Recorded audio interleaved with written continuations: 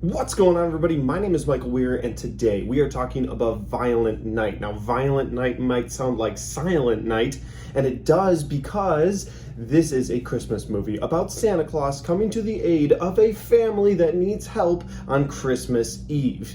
It's basically Die Hard, but instead of an office building, it's a house, and instead of John McClane, it's motherfucking Santa Claus. Let's do the review. I believe in you, Santa. Violent Night. Come on. Which one of you did that? Prancer?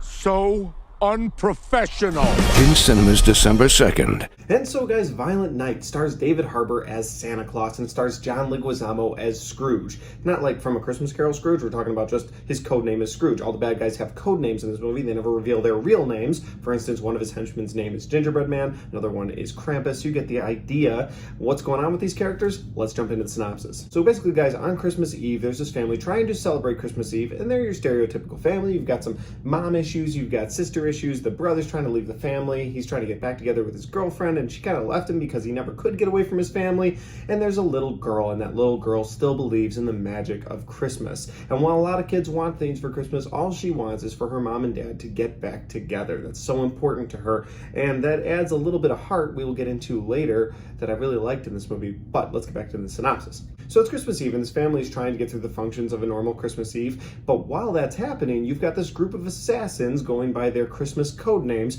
that take over the house. They kill all the guards in the house, they kill all the staff in the house, and they get the family huddled up into this room. I think there's 7 or 8 of them, and they are there because there's $300 million located in a vault in the house, and they are there to steal that money. And at that time, Santa Claus, unknowingly, goes into the house to deliver Christmas presents, and that's how all of these characters sort of get into the same location together. So while Santa Claus is delivering presents, he gets discovered by one of the henchmen, and he has to sort of bumble his way through this fight that he's not trying to have. He's legitimately just trying to leave. He doesn't get involved in the quarrels of man. He doesn't get involved in stuff, but of course they keep bringing him back, and so he ends up going on a tear throughout this house trying to save this family, and that's mostly because of the interactions he has with the little girl. This Santa Claus has sort of seen it all. He's been around for a long time. He used to be a very violent man, and then he gave all that up for gentleness and handing out presents to kids because it made him happy, and that's all fine and good. But when these assassins try to kill this little girl and they try to take over this family, Santa has to sort of bring that out of himself. But to get there, he needs the help of this little girl. And I like that about this movie. I like that there was a little more to it than just, okay, Santa Claus is going to save the day. Like, he has to want to do it. At first, he really doesn't want to do it. But eventually, he gets there, and that's where you get this kick-ass movie from.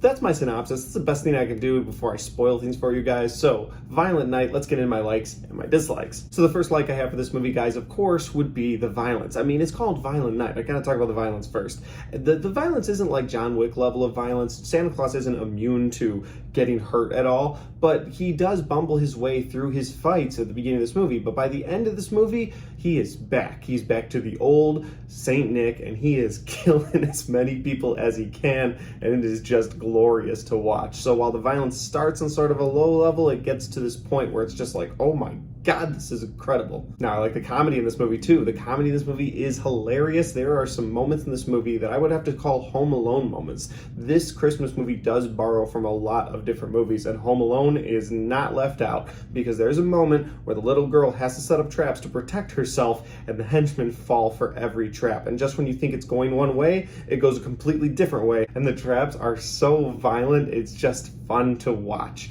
But not just the trap scene, the rest of this movie is funny. Like, from the very beginning of this movie to the very end of this movie, I was laughing. I thought they did a damn good job making this movie more than just a violent movie or just a Christmas movie with heart. Or they could have just gone with those two aspects, but then they're like, hey, let's also make this a comedy, and the comedy works. Next up, you've got the performances in this movie. I think the performances by David Harbour and John Leguizamo are good and believable. I think David Harbour was meant to play Santa Claus. That's how I feel. With John Leguizamo, I talked about him in the menu a couple of weeks ago. He always gives a notable performance, whether he's a 1B character or he is the main character. He's always giving a good performance in his movies. But that's where my likes stop for this movie and get to the dislikes, because the rest of the characters in this movie just kind of go through the motions, the little girl notwithstanding. So if we just talk about the adult actors in this movie, you've got like greedy sister, you've got greedy mother, you've got bad guy 1, bad guy 2. I mean, you could just interchange these bad guys, and it's cool to watch them fight and have their moments, but nobody really stands out in my opinion. The rest of this movie, you've got dummy actor who's the boyfriend of greedy sister. You know what I mean? So they're just like these stereotypical characters, and they just kind of throw them out on the screen to you, and some of them get killed, some of them don't get killed, some do the killing. Like, that's what you get in this movie. Like, past David Harbour, John Leguizamo, and the little girl, like, once you get past those characters in this movie, you just sort of have the rest of the actors, and it's their performances aren't very memorable. They serve a purpose for the movie. I'm not saying they're pointless, but they're not as memorable as, say, the other characters. And that's probably my only gripe with this movie, because I really had a fun time with this movie. I really laughed the entire time.